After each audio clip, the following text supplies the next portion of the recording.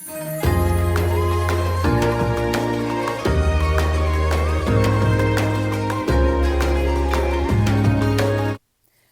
عليكم ورحمة الله، يا رب جميعا بخير. هنعمل الكنافة التقليدية، كنافة بالمكسرات، وكمان هنعملها من غير فرن. أسهل وأجمل طريقة، والطريقة دي بتاعت الكنافة التقليدية بحبها جدا، من أحب أنواع الكنافة عندي. بقطعها زي ما انتوا شايفين، هنا كانت خلاص بردت، يعني يدوب كنت عاملاها من شوية، اهي قطعة واحدة. يلا نشوف هنعمل ايه. عندي هنا كنافة طلعتها من الفريزر. الصينية اللي هستخدمها صينية مقاس 24، فالكمية دي حلوة عليها 300 جرام. وهبتدي بعد كده يعني اقطعها. عندي مكسرات كوباية الا ربع، ده عين جمل مع بندق، تقدروا تستخدموا سوداني او حتى تعملوها سادة. وعندي سمنة مسيحاها، يعني سمنة سايحة بتكون سايلة كده، كوباية الا ربع.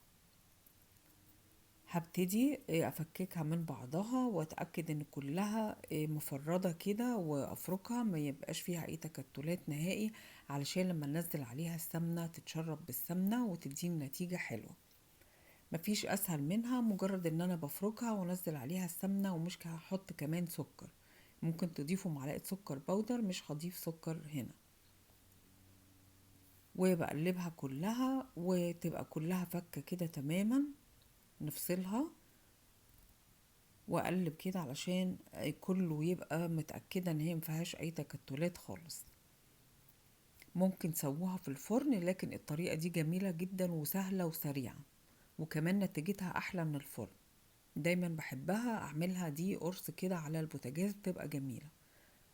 الصينية مقاس 24، دهنتها طبعا سمنة، وهنا بنزل السمنة. المقدار ده حلو عليها على الكمية، سمنة سايحة، وبقلب كده علشان تتشرب كلها بالسمنة. اللي هسويها بقى عندي اللي هي الجريدل، تكون حديدة او اي حاجة تقيلة تحطوها على البوتاجاز، بتستوي حلو جدا. وطبعا النار تكون متوسطة، ما نعليش النار وما تبقاش واطية علشان ما تنشفش، تكون نار متوسطة. وهتشوفوا ازاي هسويها في الخطوة اللي جاية. وخلاص كده قلبتها واتشربت كويس. والصينية عندي هنا مدهونة، دي 24 زي ما قلتلكوا. هبتدي افرد كده نص المقدار، بنفرده كويس علشان طبعا شارب السمنة ما يكلكعش كده في جزء، يبقى ايه افردها كويس. نص المقدار، والنص طبعا هنحطه التاني بعد المكسرات. قد ايه بسيطة الكنافة دي وجميلة فعلا، دي يعني دي الكنافة بتاعتنا التقليدية، مفيش اجمل منها. وبفردها اساوي كده وتبقى كلها متساوية نفس الليفل كلها. وبعدين برش المكسرات، نقدر نحط سوداني، نقدر نعملها سادة، وطبعا نزود نقلل، ده كل واحد حسب برضو اللي بيحبه، الحاجات دي اختياري. وهفرد كده المكسرات عليها، اسويها برضو علشان ما تبقاش حتة عالية وحتة واطية، بنفردها كلها بنفس المستوى. وهبتدي بعد كده اغطيها بالجزء التاني اللي هو الباقي من الكنافة. طبعا بنقسمها نصين بالتساوي، وبفردها برضو بنفس الطريقة علشان نغطي الحشو كله، ما يبقاش فيه حاجة خارجة، ويبقى النصين يعني بالتساوي نفس السمك.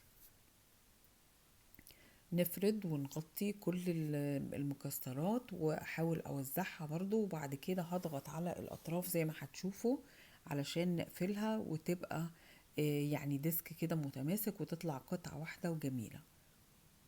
حابين تضيفوا معلقة من السكر البودر زي ما بنقول تدي لون، انتوا شايفين لونها.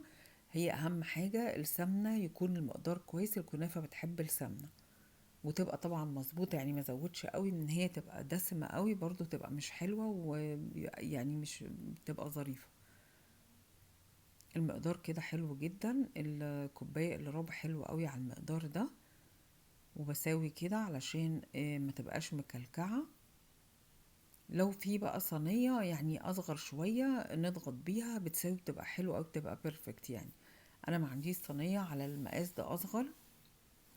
وببتدي اضغط كده من الاطراف، واساوي علشان لما اضغط تطلع كلها نفس المستوى وتطلع لي ديسك كده حلو متماسك زي ما شفتوها.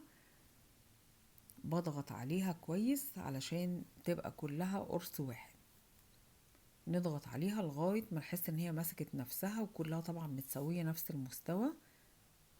وعندي النار شغالة متوسطة على الجريدل.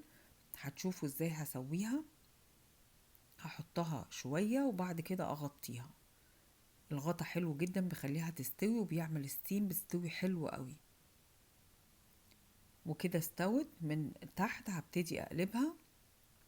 يعني خدت حوالي 12 دقيقة هي خلاص اوريدي كده مستوية. وبقلبها واسيبها بقى مكشوفة مغطيش تاني علشان تتحمر من تحت. هسيبها بقى كام دقيقة تاخد زي 5 7 دقايق كمان كده على النار. طبعا بنهديها بقى ونسيبها على راحتها كده علشان تحمر وتاخد نفس اللون الذهبي الحلو ده. ما بنقلبش بقى نقعد نقلب كتير علشان ما نبوظش القرص يفضل متماسك وحلو. اقلبها امتى؟ لما اشوف ان الحرف ابتدى يبقى ذهبي زي ما شفتوها. ابتدي اقلبها هي مرة وخلاص ما اقلبش تاني بعد كده علشان ما بوظش قرص الكنافة وشكله يبوظ. سايباها براحتها كده على النار لغاية ما تاخد اللون الذهبي ده زي فوق.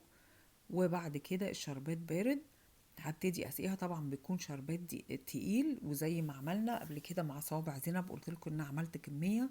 هنزل لكم كمان في صندوق الوصف الشربات تاني. انا حاطه هنا عسل ابيض كتير بحب العسل الابيض. خلطته مع السيرب فبيبقى حلو جدا وكمان طبعا له فوائد. تقدروا تسقوها عسل نحل لو عايزين بس. وبحط المقدار ده يعني تقريبا ده كمان كوباية الا ربع زي مقدار السمنة بيكون العسل اللي عايز يزود. انا بحب المقدار كده يكون حلو ما تبقاش عسل زيادة قوي. ولو قلبتها بعد كده هقلبها لو لقيتها محتاجة ممكن معلقة او حاجة نزود كل واحد حسب رغبته.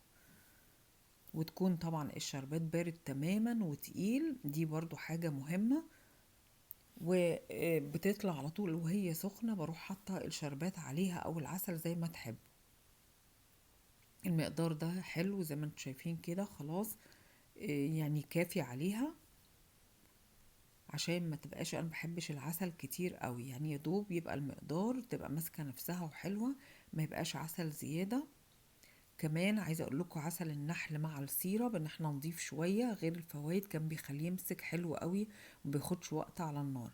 لو في جلوكوز بيكون مفضل للقوام بتاع الحلويات الشرقية بيغلي بسرعة بيمسك نفسه وكمان بيبقى حلاوته اقل يعني بقى زي السكر الخالص.